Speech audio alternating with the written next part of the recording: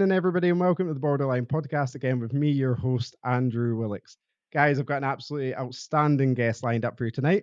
I know a lot of the locals that usually listening are not going to know exactly who this is. We're going all the way down to London, and we're joined by the brilliant Nima Amiri, who is a neuroscientist. He's also the founder of rTMS Centre down in London, which focuses on transcranial magnetic stimulation. I think I've said that right at the first hurdle, Nima.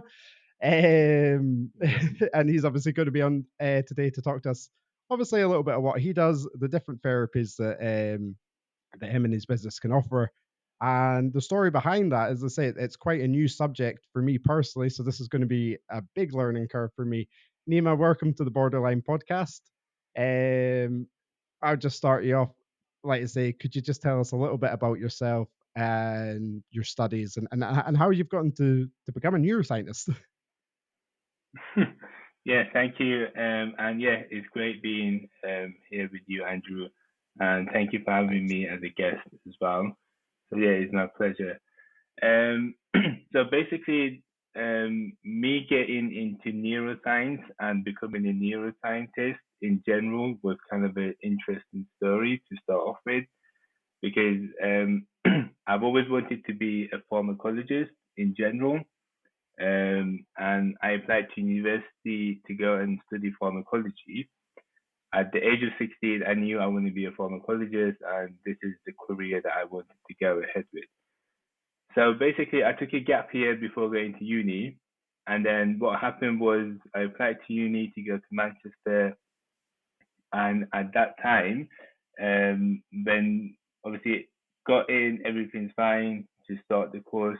So 2 weeks before we actually start the course, we get a letter coming through that says 80% of the pharmacology lecturers and professors at the university have decided to leave the uni because they had this Wow. ongoing issue with the university for various different reasons.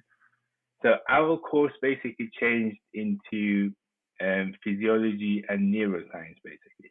So it was Wow. just a random kind of pick that they did. Um, so, like I said, I already took a gap year, so I couldn't obviously take another one to apply again, etc. So I decided to go ahead with it. And surprisingly, I kind of enjoyed the neuroscience really like well, and I enjoyed the aspect Yeah. of obviously studying the brain and the nervous system in general. But then, me being a bit stubborn, I decided to apply for pharmacology again as a master's when I finished my undergraduate. And I ended up not getting into that course as well. So obviously panicking, what should I do? What should I not do? I started looking around at Sheffield University, the courses that are still kind of accepting people in, and I saw translational neuroscience, which is the one that I ended up doing. And I just thought, look, I've enjoyed neuroscience. It's still got a bit of pharmacology in it. So I ended up doing that course. And during that course was when I became familiar with the technology of TMS. And this was Professor Anthony Barker, who basically gave us a lecture on TMS and showed us how the technology works, explained to us, obviously, the discovery of it, because he was the one who actually, in 1985, um, developed the first TMS machine for Mhm. it to actually stimulate the brain. And obviously that was kind of the starting point for me to kind of get into more TMS research and obviously to understand more of it. And yeah, a year later we opened a clinic, um, starting to treat people with TMS basically. So yeah, it's an interesting journey where Yeah. I should have been a pharmacologist, but I ended up being a neuroscientist. The So universe works yeah, in weird and wonderful ways.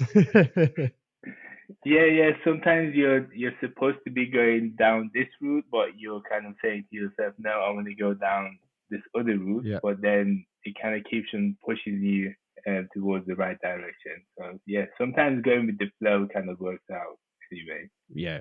100%. 100%.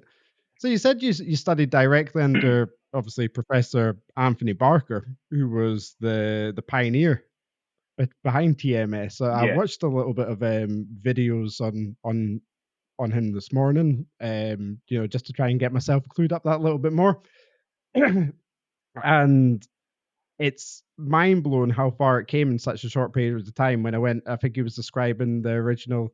Is it the C cell core or the C core with the yeah, I think it was like pins or wrapped around the top to then create that little bit of stimuli between the muscles and yeah, then to where it is now. I mean that's insane. Would you be able to just I'll just got to look back before I go right into that question.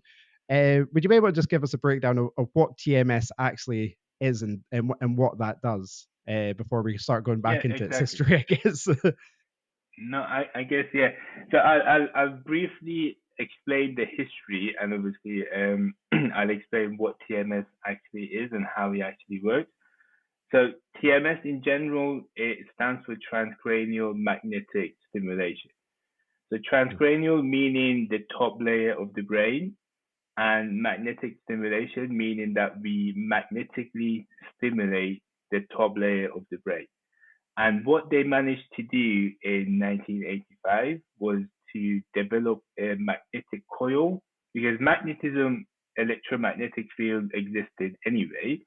But what they Mhm, managed to do was to create a coil, a shape, that was specific enough to be able to target specific parts of the brain, right? So, so that was kind of the first discovery that they managed to get through. And then afterwards, it kind of went into more research because they realized that, okay, we can stimulate the brain in a different way. Because for people that have, for example, depression, that was kind of the mhm, starting point of the research.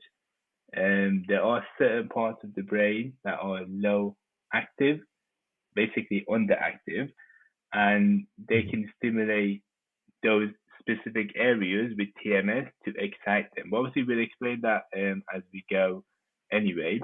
But going back to the point of the discovery, and that was kind of the discovery, it got into research, and obviously there was more research, and the evidence actually showed that this is actually working for people with depression.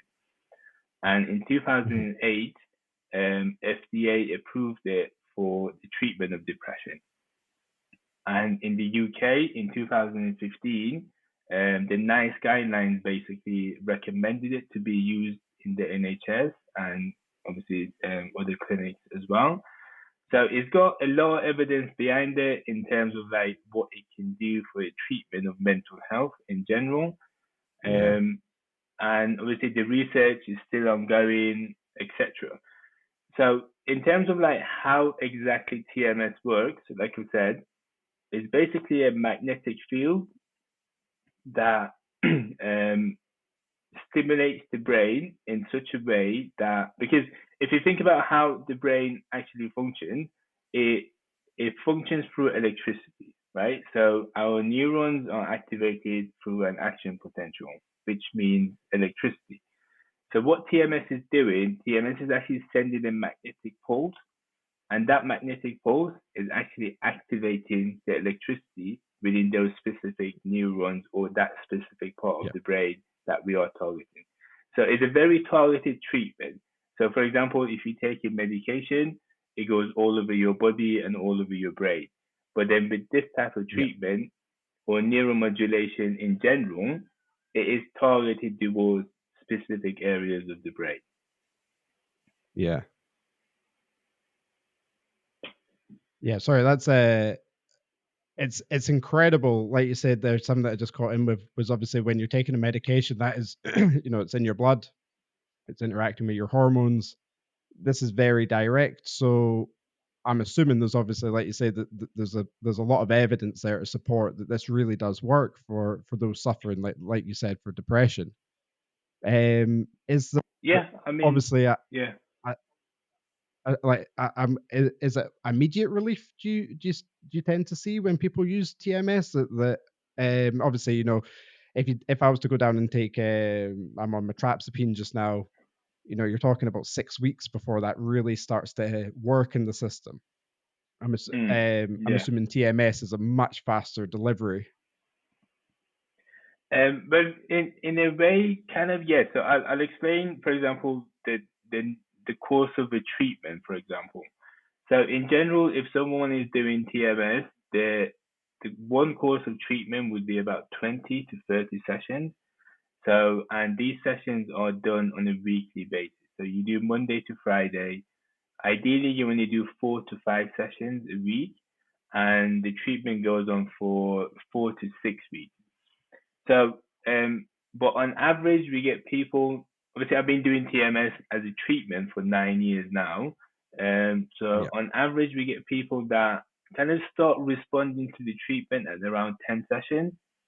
So usually Right. Okay. around 2 weeks That's of the quite fast. treatment, people start. Sorry. I was going to say that's quite fast. Even like 10 sessions Yeah. is remarkably quick, isn't it? Yeah, exactly. So people just start noticing a shift in their symptoms, and after, like I said, then we continue that pattern for another 2 weeks or 3 weeks, and then those symptoms start kind of going, kind of the intensity start getting less and less until we get to a point that basically that person is almost like their symptoms are very mild or basically no symptoms, so they're at remission. Yeah. And obviously, and the other good thing with the treatment is it has a long lasting effect because of neuroplasticity. So neuroplasticity is basically where your brain is able to change. So the brain is malleable, right? So the brain is Mhm. able to change and adapt to new environments and new kind of stimuli. So what we're doing with TMS, we are basically stimulating the brain in such a way that makes that change happen. And once we make the change, um, and we train it enough, then the brain will pick that up and continue that pattern on its own, right? So again, it's almost like you going to the gym and exercise, right? So Yeah. the more exercise you do, the more muscle you build, and obviously once you stop exercising, your muscles are not just going to die out or go back to the baseline. So they're going to continue that pattern for a long period of time, unless you don't exercise at all and you start losing muscle tissue anyway. But Mhm. so that's the idea with the TMS treatment. So that's why, in general, um, is an intensive treatment course to start off with, because you're coming in 4 to 5 sessions a week for 4 to 5 or 6 weeks, but the long term benefit is actually worth it, to be fair. Yeah, I mean, I'd back that up. I'm just gonna just take a little extract from your website, which is fantastic, by the way. I was really quite taken back Yeah, with the thank amount of you. blog on there. I mean, not a lot of people do it, and like straight away, I was like, this is brilliant because I'm actually finding out information so easily about this just off the blogs, which is brilliant. So if I go right back to August 2017, it's obviously when a bit of review from somebody that's had success with it, and I'm just going to quote back that to you just now is I'd been suffering from depression all my life over 30 years. I didn't get a lot of success from medication throughout my illness, but living with depression has been difficult and a constant struggle, but I had to just live with it. I believe that there was no other way out of depression until I started the TMS treatment at the rTMS Centre in Sheffield. rTMS treatment has given me my life back. It's now wonderful to live without depression, and I enjoyed just 5 weeks, and the treatment has been successful and very effective. Now, not a lot of people Yeah. can say that about mental health treatments. Yeah, I mean, it's almost like it sounds too good to be true in a way, doesn't it? So in general, I think I know who that person is actually, because obviously I've treated them, but I think that was a long time ago anyway. Yeah, Um, but in general, we get people that are kind of treatment resistant. Um, so they've tried various different things, and sometimes you'll be surprised by the number of things that that person has tried. Either be medication or alternative therapy, talking therapy. So there's a lot of things that people have tried before they kind of find out about TMS, or they kind of look for different options. So in general, yes, mhm, we get people that are kind of at the very severe or clinical side of things, and it does work around 80% of the time. So that's our response rate. And That's good. and that seems to be or is a significant response rate in mental health in general. And that's what you get across TMS clinics anyway. It's not just our clinic. Hmm.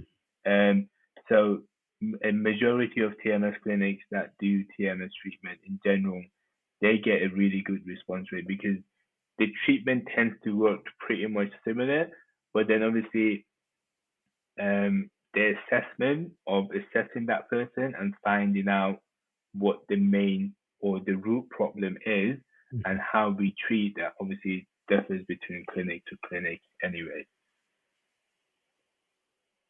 Yeah, no, let's say 80% success. That's good. Um, uh, just go back and say 1985. You said it was first kind of introduced. Has there been a lot of change from obviously Anthony Barker's kind of first kind of use, the fabrication almost of the equipment? Has there been much changed over as technologies went on to kind of modern day with TMS, or has it kind of stayed the same? Um, Oh, or the no, Hello? it's come a long way. Yeah, it's actually is a lot more advanced compared to what it was in 1985 because in 1985 that was the very first discovery, right? Mhm, So and that the devices then couldn't really do that much. They only could stimulate the motor cortex, which is the area that is to do with our movements, etc.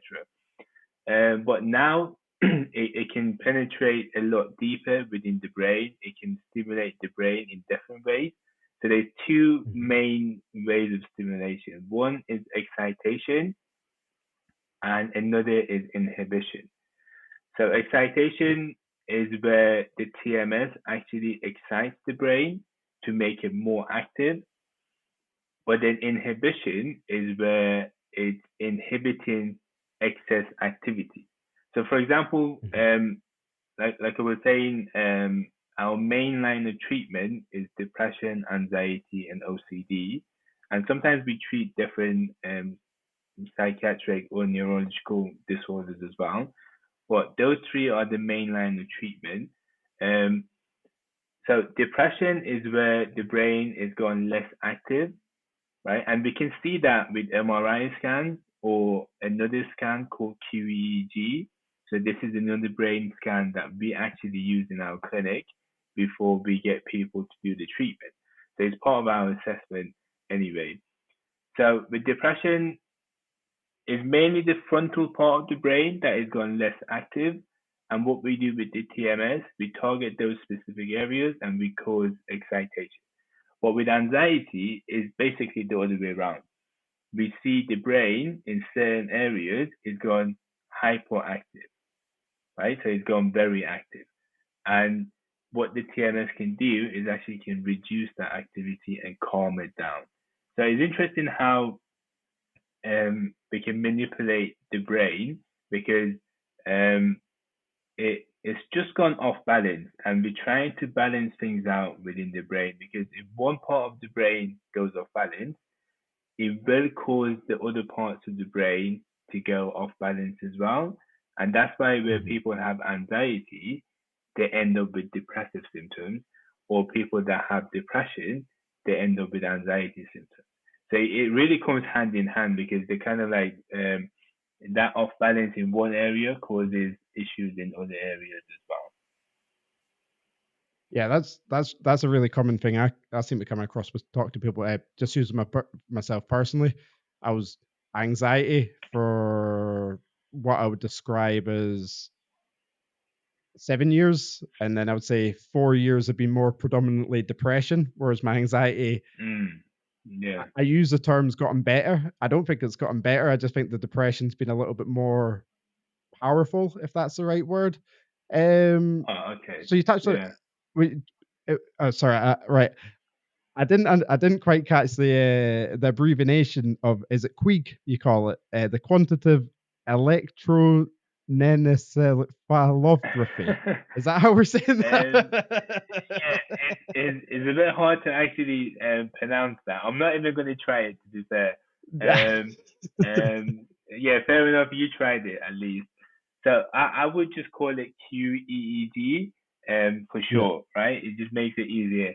Um, so that technology, what it is doing is actually, so it's basically a cap you put on your head. It's completely non-invasive and it's actually a quick process. It takes about 20 to 30 minutes and you're basically sat down in a quiet space and there's like one or two tasks that you have to do on the computer, but the main aim is to get you to be in a calm, almost like relaxed state and to yeah, see how your brain is basically operating, so how active it is or mhm, how inactive it is.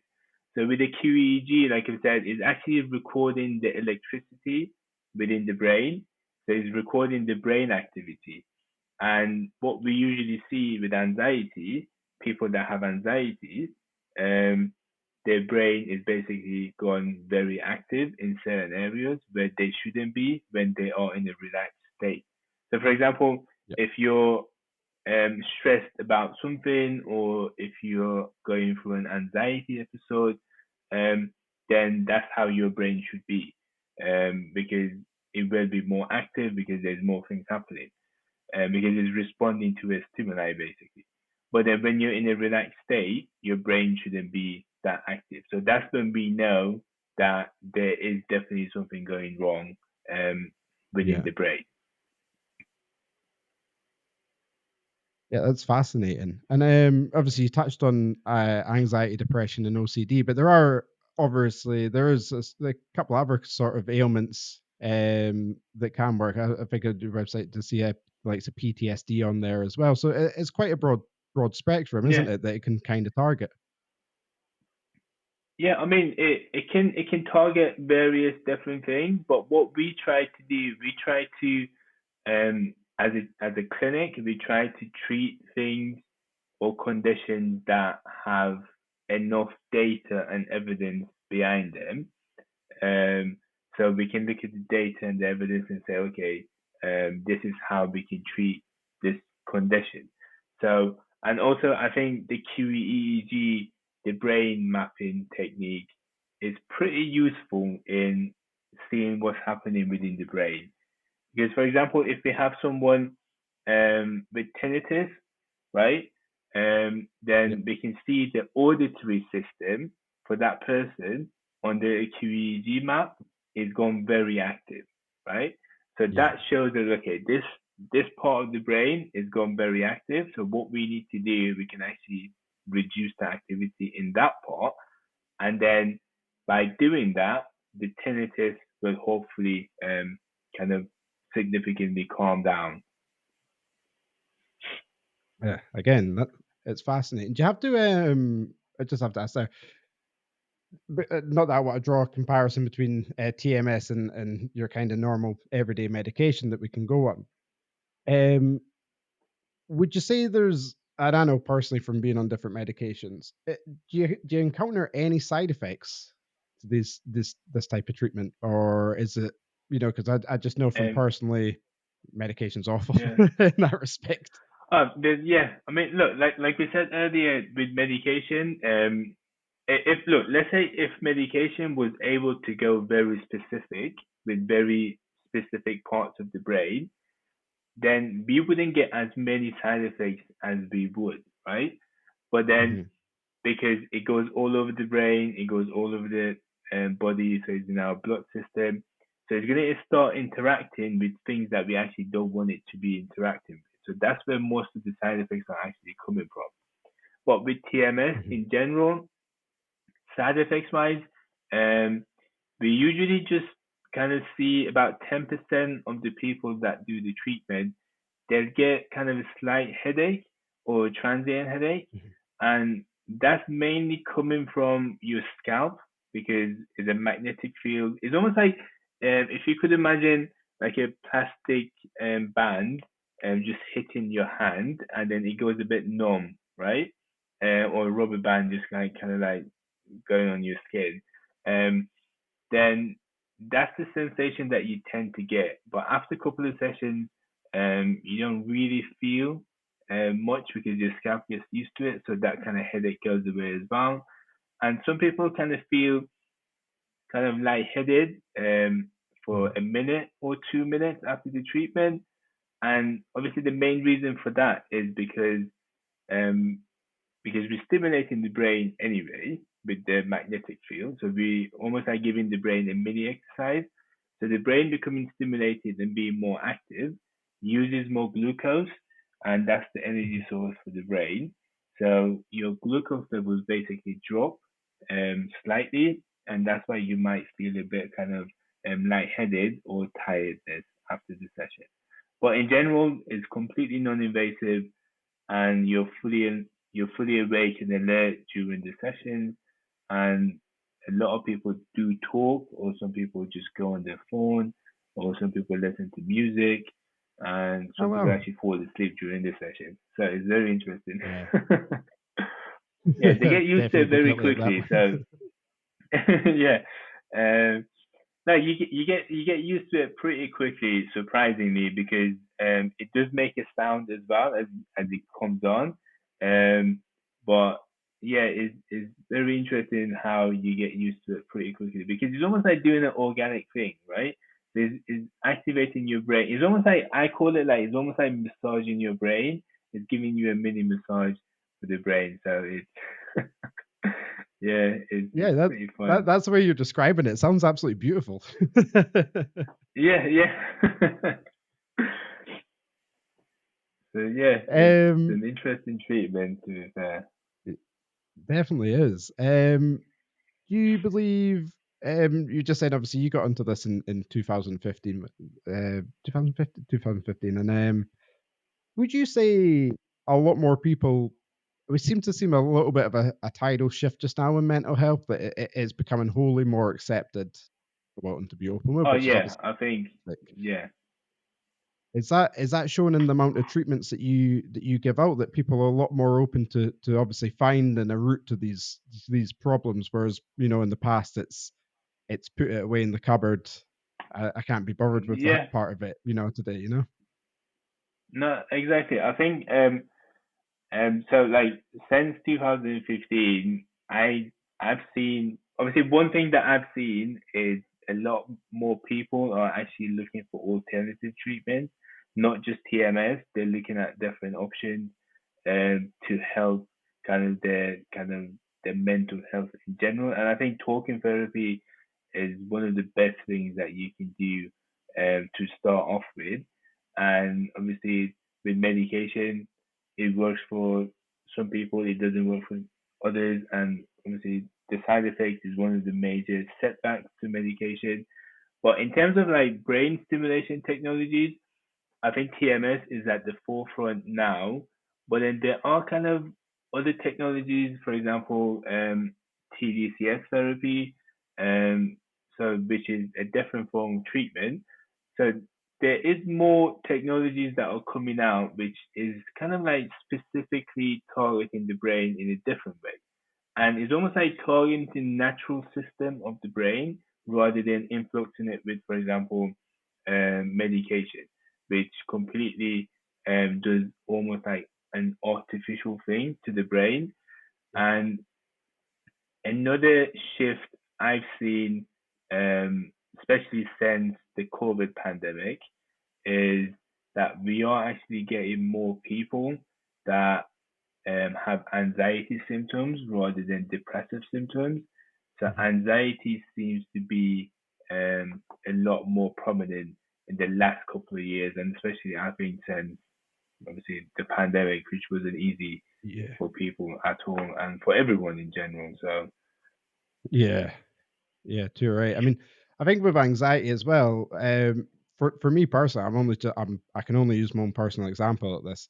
I didn't understand that what I had was anxiety for like probably two yeah, or 3 years of that, but definitely a year to two of that. I just didn't know what was going on. I just seemed to be a lot more scared to a lot more situations than I used to be. So I think yeah, mm, there's obviously the shift of perspective that comes with that. That there's a lot more information out there now that people are then understanding that. Hang on now.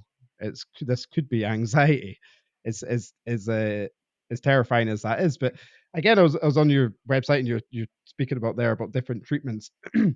One that really took me off was virtual reality therapy. Yeah. Can you just So talk a little bit on that? so What that all obviously involves. so that's we've been doing that for the past 6 months now, and so that's kind of a new kind of thing that we've testing it out and to see if it actually works or not. To be fair, Yeah. but with virtual reality, it is mainly we're trying to treat mainly phobias and things that are kind of you're scared of. For example, like people that are scared of heights, or they're scared of, like, for example, like snake or certain things.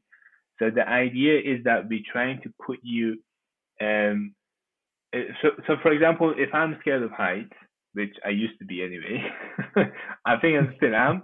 Um but then what happens is I put myself with this virtual reality thing, I put myself in a situation that I'm in a very high place. For example, on a lift, on a glass lift going up to 50, 100 floors, etc.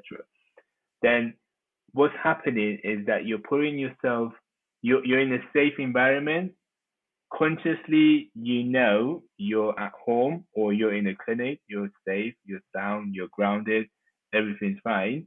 But then what we're trying to do, we're trying to trick the subconscious mind with the virtual reality to say that, okay, this is basically, let's face this basically. So we're trying to face that fear, but we do it very gradually. We don't go from, like, for example, with the height thing, we don't go from floor 1 to 100 straight away. So we build things up slowly, and that allows the subconscious mind or your limbic system in general, which is your fight and flight mode response, um, to kind of to familiarize itself with that kind of fear and to gradually break down the fear. And like I said, it's a very interesting kind of method to use, and it's been, again, like I said, there's more technologies, there's no more methods of non-invasive ways, and virtual reality, I think, is going to be another one that potentially, in the next couple of years or in the next 10 years, is going to be very good for phobias and like PTSD in general as well. Yeah, it's certainly game changers is what I'd call. Listen to this. That it seems that there's a very, I don't want to say an old style, but a dated approach to mental health that's now being Yeah. put up against a modern state, which sounds I Mm, mean it sounds at times too good to be true, but it's not, because it's real, and that's where we are up to with technology. mm. Oh yeah, I mean, it's I just things are changing in a different way. To be fair, yeah, Yeah, and for the better. Um, yeah. could you talk just obviously you spoke about you're seeing a big increase in or a larger increase since COVID, with the amount of people that come in with anxiety. Um, are they people, and obviously not to cross into the confidential lines, but are they people that you would assume wouldn't be too open to mental health? Like, are you seeing the? I don't want to stigmatize or stereotype anybody, but we do have the kind of the hard man culture in Britain where that doesn't affect me, and you man up. Do you see people like this coming Mm. and being being blown away by it? Yeah, I mean, we don't. To be fair, we don't see a lot of those cases where, because the way we are set up is almost like people find us through kind of their own research. So these are people Mhm. that already are kind of looking for help or looking for alternative ways of treating, right? So, but then we have seen people that have come in, they don't want to talk about their condition at all. So it's almost like they've been forced to come with a family member, and you can tell they don't want to be there, or they don't want to do the treatment. But I've had one or two cases where, like you said, they don't want to talk about it, and mental health is just this kind of weakness. A lot of people Yeah. potentially see it as a weakness, etc. And but then I think giving that person, so what I do or what we do with those people that are very kind of like don't want to engage. So we give them time and space, and the more time and space they get, and the more we gradually kind of try to kind of engage with them, and then after a bit, because they have to come and see me, when we do the treatment every day, so Monday to Friday. Yeah. So you have to come and see me because you're doing the treatment. So giving them time and space, and this allows that person to slowly and gradually kind of realize that, okay, I think it's building that trust as well, that it's okay to talk about it, and this is a confidential space, and whatever we talk about is going to stay in this room, etc. Mhm. And there's nothing wrong talking about it, and you'd be surprised how they start opening up and actually start engaging as well. And I think that's a Yeah. good thing, because then, um, if we don't talk about it, if we don't seek help, then it's almost like we're fighting the battle on our own when we Yeah. don't really need to. There is support out there. There's a lot of people out there that are kind of ready to help, etc. Yeah, I think you hit the nail on the head right back at the start of this conversation when you said, talking therapy, it should always Oh be the yeah, first yeah, step because just to talk about yeah. it is so important. Obviously, there's I'll maybe rethink my question a little bit there.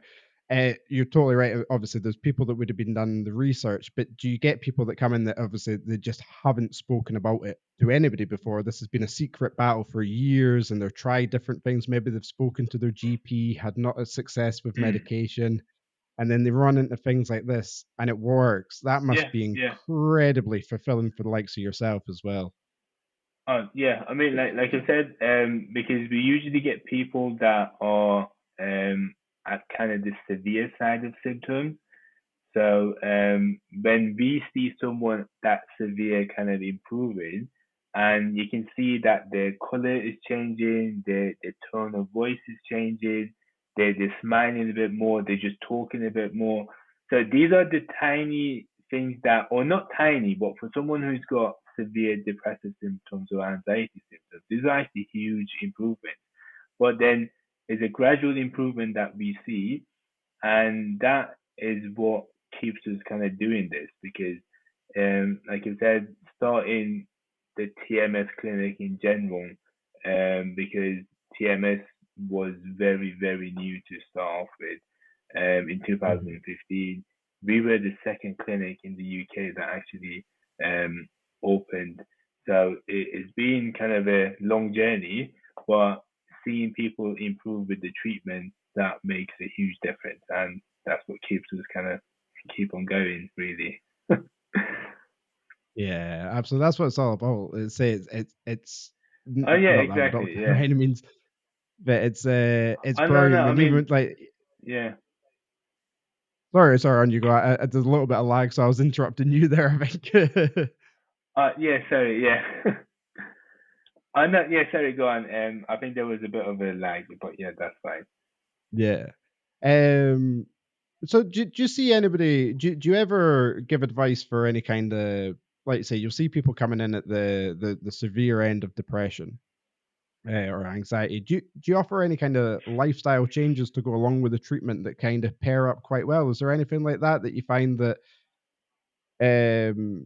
obviously people have the stimulation, they're going to start feeling a little bit better?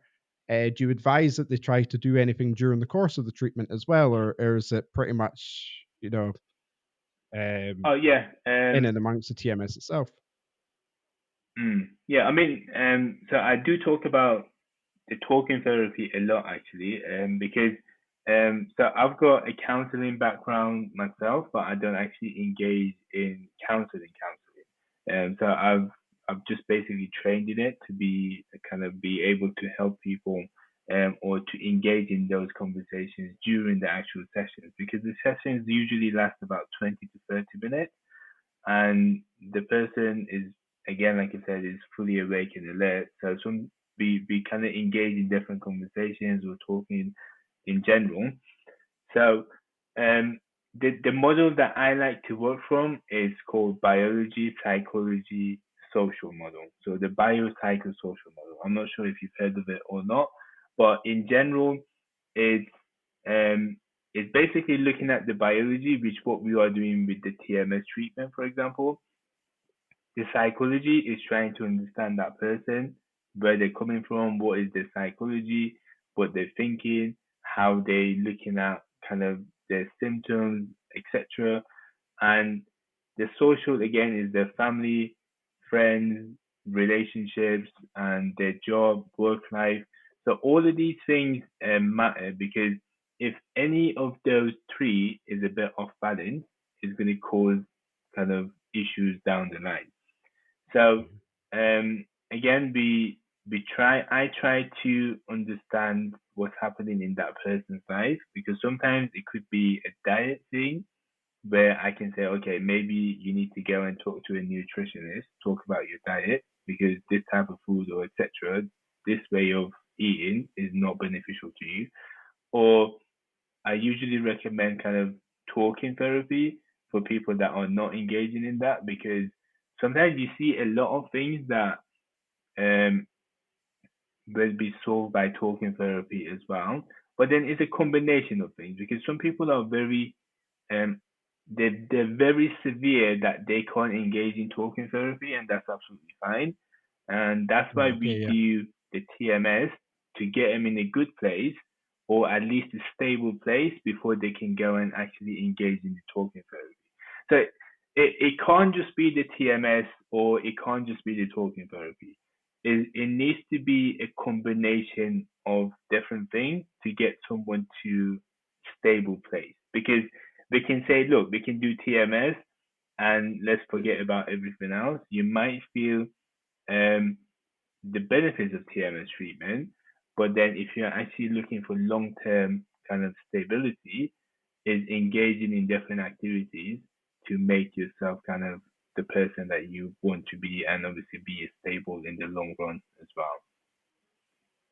Yeah. Yeah. That totally makes sense, and it kind of hit my light bulb moment there. That obviously people can just be that severe with depression that talking can't. It's it's impossible for them, and then using TMS as kind of Yeah. like a starting block is fascinating. Mm. No, yeah, exactly. To, And that's why I to allow think, people to talk.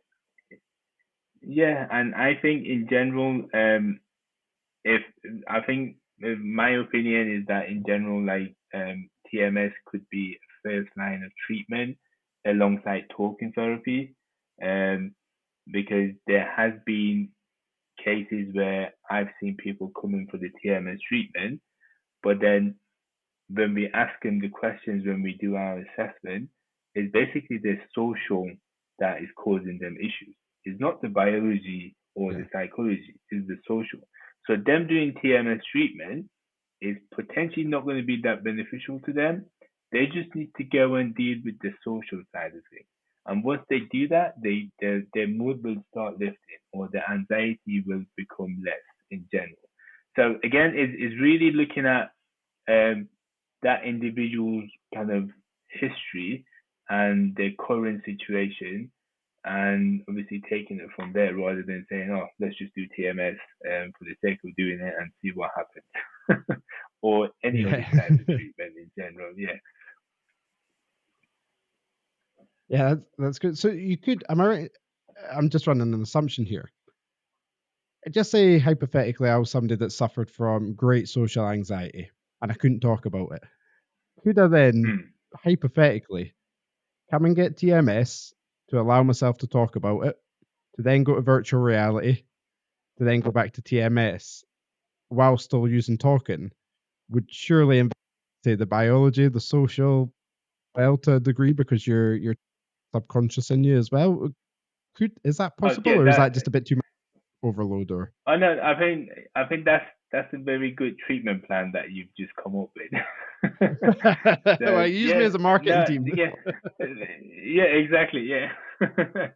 um, no, I think yeah, exactly. You're spot on because um, like we said, it is a combination of things, and if we can use um their virtual reality for someone that has social anxiety, then put him in those situations in a safe environment to slowly break down those fears, then we can manipulate the biology in a different way.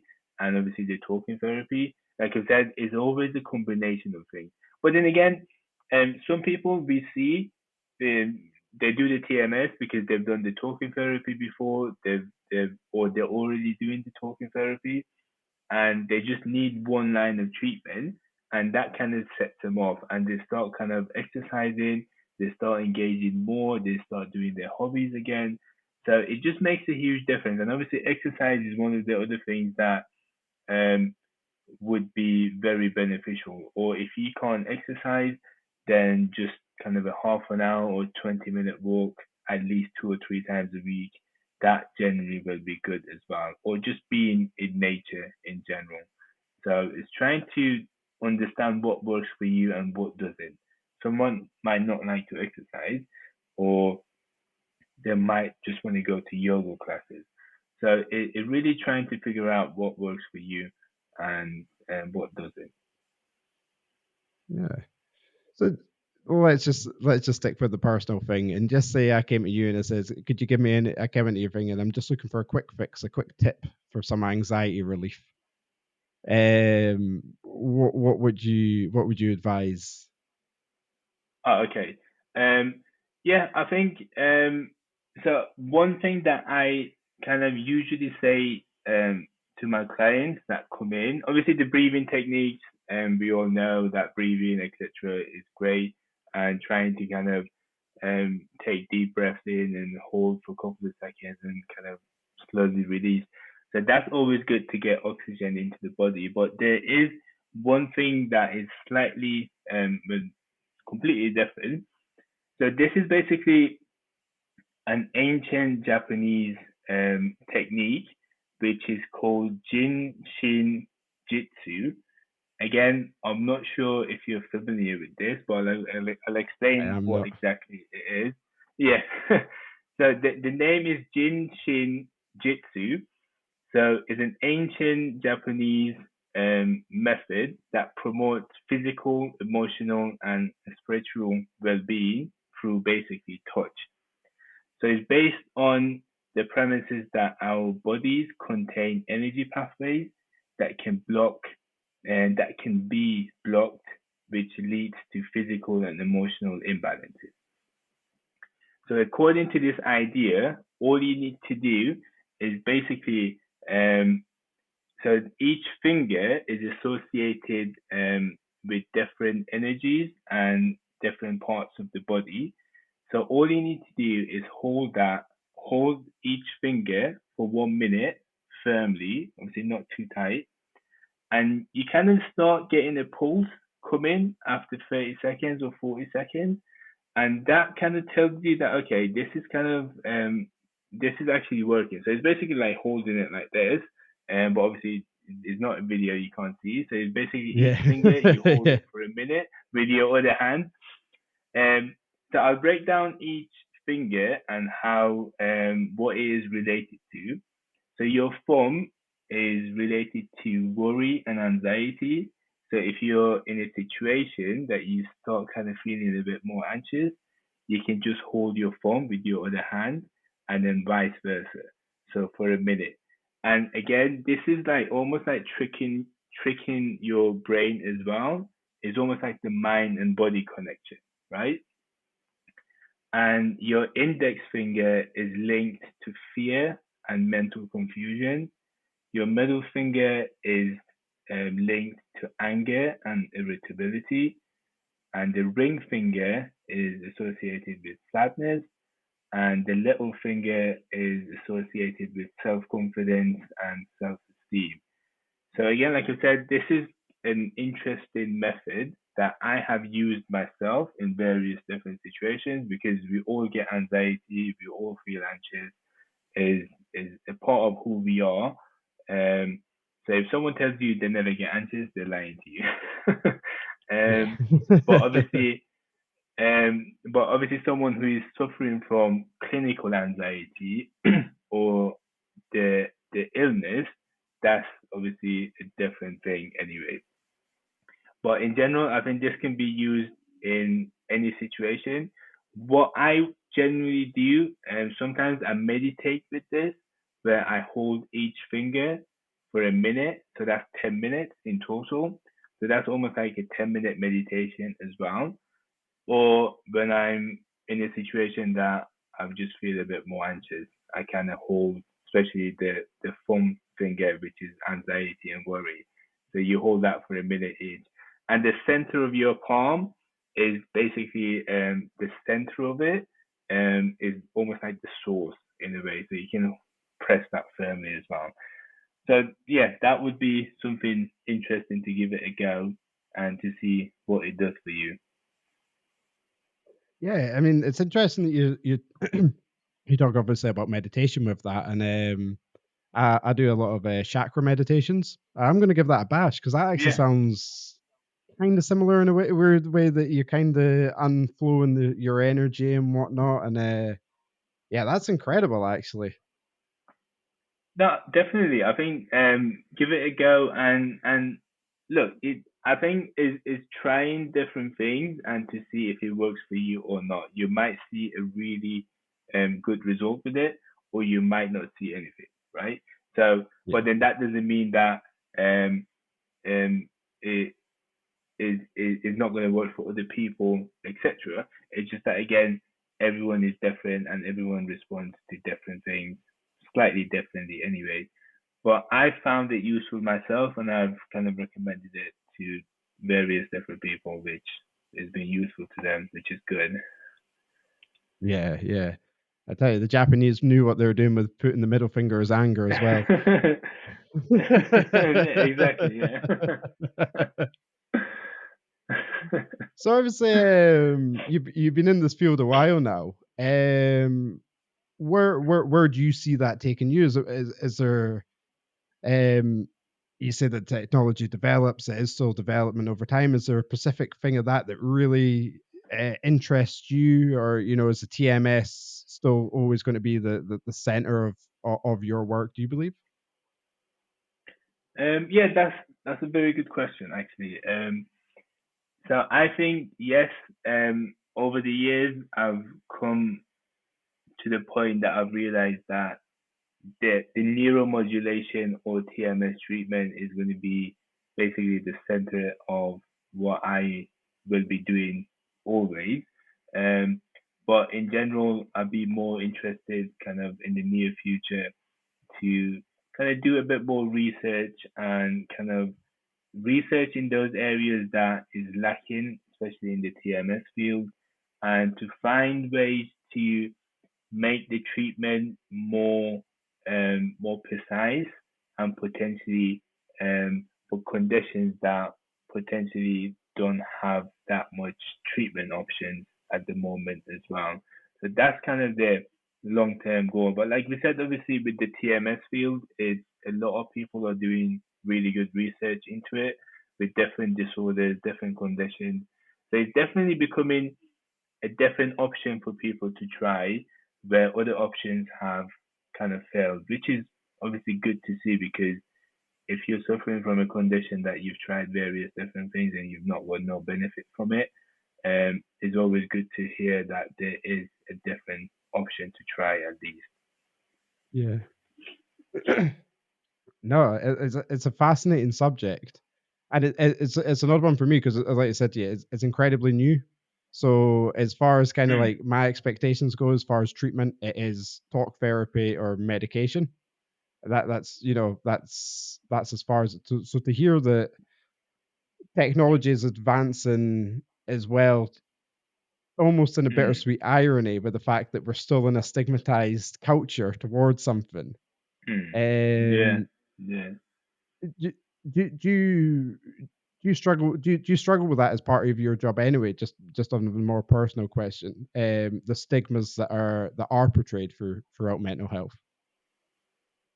Um, it sometimes yes and sometimes no because, like I said, we are set up in a way where people kind of the people that we get they're already kind of done their research almost, or they're looking for different things anyway. So they are open towards kind of different options. But I completely understand the point, because if mental health was less stigmatized, especially in certain families and cultures, then a lot more people will open up and seek help. I've had people that um, just because a family member has said to them, "Oh, you should man up. What's wrong with you? Why are you always like this?" And they kind of back off and they don't want to seek help because it's seen as a weakness, and um, it's seen almost like it's being seen as a bad thing if I'm seeking help, etc. And it's almost like um, people just start blaming themselves for what's happened, especially with mental health. But then I always say it is really not your fault at all, because we need to look at it as an illness, right? It's not a myth. It's not something that people choose to have. It really is an illness, because if someone has a broken leg or a broken arm, especially with the broken leg, we're not going to tell that person to go for a run, right? We're not going to say, "Oh, man up and go for a marathon." So we do take care of them. We do say, "Okay, you need time off. You need to do this. You need to do that." We do the best we can because we can see it. We can see it's a physical thing. But then when it comes to mental health, just because we can't see it, it doesn't mean that we should judge that person or tell that person to just get on with it. So, but I think most of the time it comes down to personal experiences as well.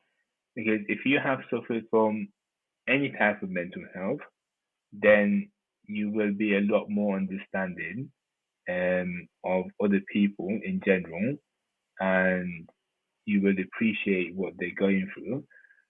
But then at the same time, we all will go through a mental health crisis at one point in our lives. So no Yeah. one is kind of protected, if that makes sense. So we will Yeah. always, everyone will at least once in their life will experience it. So yeah, it's an interesting kind of topic, Yeah, really. nobody's immune from mental health. That's something I try to say quite a bit. That you can say that you've got the strongest mind possible and you can do all these things, but when your mind's telling you something else and you don't have control of that, the concept becomes very hard for somebody to understand that, like you say, it's an illness. It can't be controlled Yeah. as simple as switching off the light. Yeah, I think that's just ego, to be fair, because having a very strong mind, etc., is great, but then it is almost like more of the ego talking at that stage. Yeah, So yeah, so I mean, like we said, it is being open to understanding. It's almost like I always compare this to, like, for example, exercise. If I don't exercise and if I'm not a healthy person, I can't go out there and say, "Ah, I'm very fit and healthy," because if I do the test, if I do the metabolic age, BMI, etc., it will tell me that you're not a healthy person. But then if I keep on pretending that I'm healthy, then later on in life, it's just going to hit me really hard. So it's a similar thing that I sometimes see with people, that they, once they start the treatment, once we start talking, once they start opening up, they say that, "Okay, I kind of saw this coming. Like when I look back now, I should have got help like 5 years ago, right? Rather than now."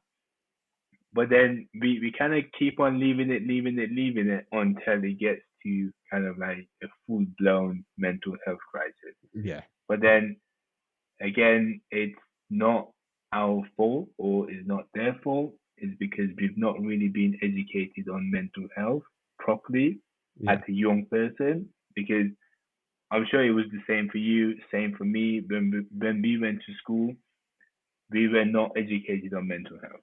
We didn't know what yep, anxiety is. We didn't know what depression is. And a lot of parents don't know as well because they've not been educated on it. So it's basically a cycle that keeps on happening. But like I said, um, like obviously we talked about this. I think nowadays there's more people talking about it. There's more parents actually discussing mental health with their kids and kind of telling them, look, you can be open and talk about certain things if you want, etc. Just giving them that space, it makes a huge difference. And I think we are moving in the right direction, but it is going to be a slow kind of progress because it's never going to change rapidly. But I think these conversations do help, and people like yourself, who are obviously doing a great job talking about this, and you're changing lives one by one. I think that's a very kind of good thing to do in general, and it will make a huge difference in the long run as well. Yeah. Thank you for saying that, and obviously, well, very much you are changing lives right now. There's no other way of Oh, saying that. I mean, yeah, the thank you. treatments that you're given is absolutely fantastic. I can't believe this has been an hour already. This has to be one of the fastest hour podcasts. I realize it only says 50 down at the bottom just now, but I've lagged well behind. Nima, while I have you here, is there anything else that you'd like to discuss while I've got you on the Borderline podcast? But no, it's been amazing, obviously, talking to you and being on here, and hopefully, like you said, obviously, what we discussed and what we talked about can be useful for people, and they can take that on board, etc. And another thing that I wanted to mention before I leave is a book by Gillian Butler. It's called Managing Your Mind. This is a great book for people to kind of give them a baseline, to give them an intro into kind of mental health, because it breaks down kind of a lot of things. So it's like the basics of mental health, and obviously a bit more to it as well. So she's obviously a clinical psychologist, 25 to 30 years of experience. So it's a very good book that I genuinely recommend to people to buy and to just read at their own pace. And it's almost like having your own therapist at home and in your own space as well. So I think that's a very good book to kind of recommend to people in general. It's called Managing Your Mind by Gillian Butler. So I've I'll got put nothing to that. do with What I'll that do book. is So obviously, it's just I'm not recommending my I'll own. find that and I'll put a link. Um, oh No, yeah, I can send you a I'll put link. a link to that. Anyway, so that yeah, so that should be fine. Yeah. Yeah, I actually thought you were going to quote the book again. I know this is going to be audio. I don't know if you. I've got a kind mind here. I've just started reading that. I thought I just when I heard that, I was just like, no ways. He just went and said the same book that I'm just about to start reading. Oh, okay. No, Yeah. I just thought that was going to be a freaky coincidence. Yeah, Nima, thank exactly. you Yeah. so much for giving me a bit of your time today and having you on the podcast. Incredibly educational, informative. My head's a little bit spindled because there's been so much to process throughout it, but I've absolutely loved it, and I've loved hearing a new modern take on mental health. I say modern; it was established in 1985, but to hear it again in 2024, and it's Mm, these things are only going to get better as we move into the future. I think I'll ask you this question just now. Do you think obviously there will be, but in not the not so immediate future, maybe 10 years or so, do you think there's a possibility that we will get to a point that the likes of the old medications, like you said, that we use, will start to wean themselves out, and we will start to see the TMS style, not quite TMS itself, but yeah. maybe 10 years is a bit too much of a short time in the UK just now, but I think you know I what I mean, mean with that question. no, no. I think yeah, that's a very good point, and it's a very good kind of question as well because it's going to be hard to answer, but like you said, obviously,